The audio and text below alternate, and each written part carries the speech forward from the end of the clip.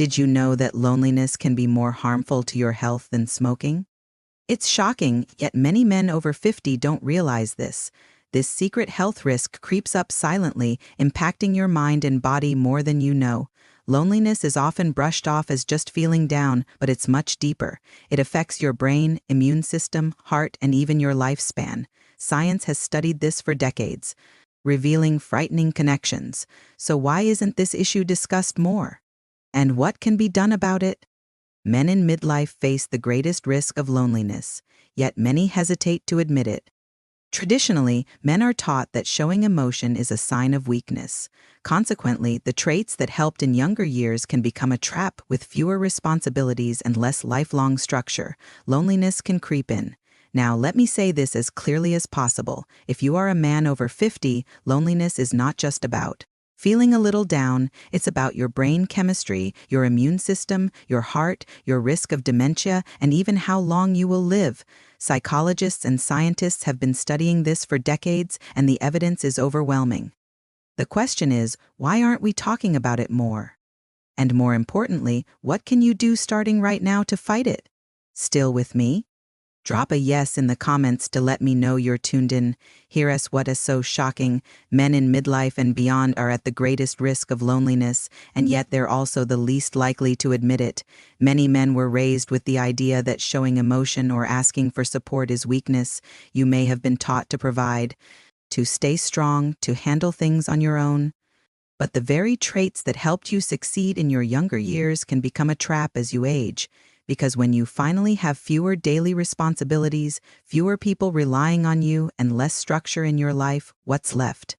If there's no strong network of friendships, no consistent emotional outlet, loneliness begins to creep in slowly, quietly, and powerfully. And I want to stress this: loneliness is not the same as simply being alone. You can be married and lonely, you can live with your adult children and still feel lonely. You can have a house full of people but still feel disconnected. Psychologists define loneliness as the gap between the relationships you want and the relationships you actually have. It's not about quantity. It's about quality. It's about whether you feel seen, understood, valued, and connected. Comment too if you've ever noticed that you can be around people and still feel isolated. I want to know if that resonates with you. Now, here's where science gets very real. When you're lonely, your brain perceives the world as unsafe. It sounds dramatic, but think about it from an evolutionary perspective. For most of human history, being isolated from your tribe meant danger. Predators, starvation, or attack survival depended on connection. Your brain hasn't caught up to modern times, so when you're lonely, it flips into survival mode. Stress hormones like cortisol surge, inflammation rises, blood pressure climbs, your immune system weakens, and slowly this constant stress erodes your body from the inside out.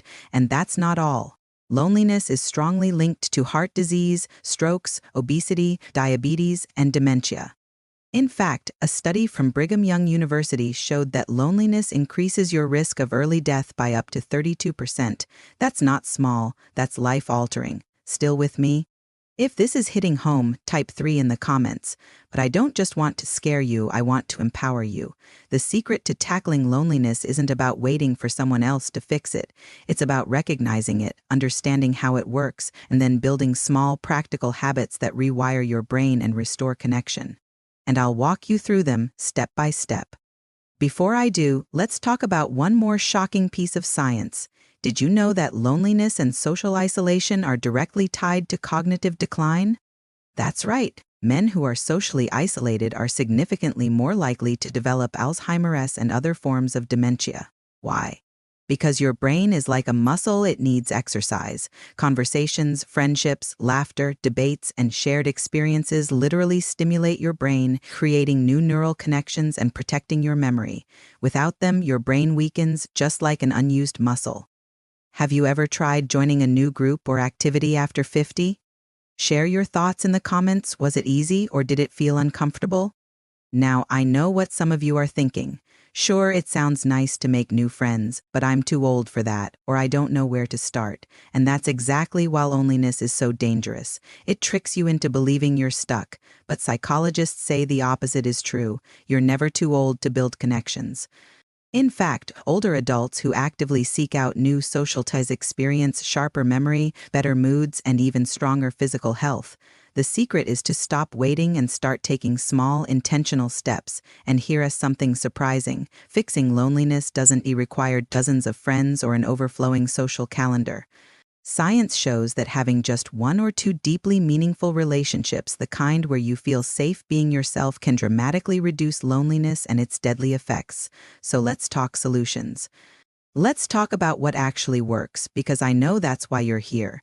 And trust me, these steps are backed by psychology and science, not just fluffy self-help advice. 1. Rebuild purpose. One of the fastest ways to combat loneliness is to reintroduce purpose into your life. Many men lose their sense of purpose after retirement, or when their children grow up, but purpose doesn't end when your career ends. Volunteer, mentor, teach, join a local organization. Science shows that people with strong purpose live longer and healthier lives. 2. Strengthen one or two deep connections. You don't need dozens of friends to erase loneliness. One or two meaningful relationships can be enough. Call an old friend, reach out to a sibling, invite a neighbor for coffee. Text someone once a week. It may feel awkward at first, but psychologists remind us that connection is built through small, consistent effort. 3. Join groups and communities. Science proves that men who belong to social groups, clubs, religious gatherings, hobby circles, fitness classes experience less loneliness and better overall health. Find something you genuinely enjoy. Don't chase connection directly. Chase shared interests and connection will follow. Still tuned in? Type yes in the comments if one of these tips resonated with you. 4. Move your body. This might sound unrelated, but exercise is one of the most powerful antidotes to loneliness. When you move your body, your brain releases endorphins and dopamine, the same chemicals released during bonding. Plus, group exercise activities like walking clubs, yoga, or sports double as social opportunities. 5. Seek professional help. This is where psychology plays a crucial role. If loneliness has turned into depression or anxiety, there is no shame in seeking professional support. Talking to a psychologist can break the cycle. Therapy is not about weakness. It's about strategy, learning tools to rewire your thinking, rebuild confidence, and step back into connection. 6. Embrace technology, but wisely. I know tech can feel overwhelming, but video calls, social apps, or even online groups can be lifelines. Science shows that seeing a loved one's face through a video call actually lights up the same brain centers as in-person interaction. Just be mindful not to replace real-world interaction entirely with screens. And let me give you one secret weapon that most men overlook. Learn to practice vulnerability. Vulnerability isn't weakness. It's courage. It's saying, hey, I miss having someone to talk to, or I could use some company this weekend. The shocking truth is that most people around you are lonelier than they let on to. When you open the door, you give them permission to do the same. Still with me? If you agree that men need to hear this message more, comment for right now. Now, before I wrap this up, let's zoom out for a moment. If you're over 50, here's what you need to know. Loneliness is not your destiny. It's not permanent, and it's certainly not a reflection of your worth. It's simply a signal like hunger or thirst that your body and brain need connection.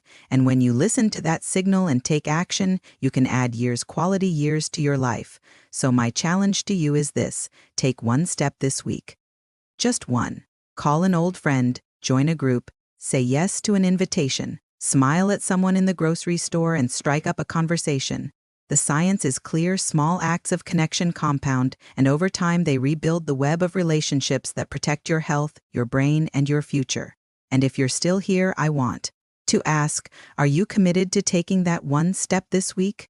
If yes, type I'm in the comments. Listen, loneliness is a hidden danger, but you are not powerless. You have the ability to change it, to rewrite your story, and to create a life filled with purpose, connection, and vitality, no matter your age. Science proves it, psychologists confirm it, and I promise you it's never too late. If you want more actionable tips to improve your health after 60 and the psychological dynamics of female attraction, smash that subscribe button and hit the bell so you don't miss my next video.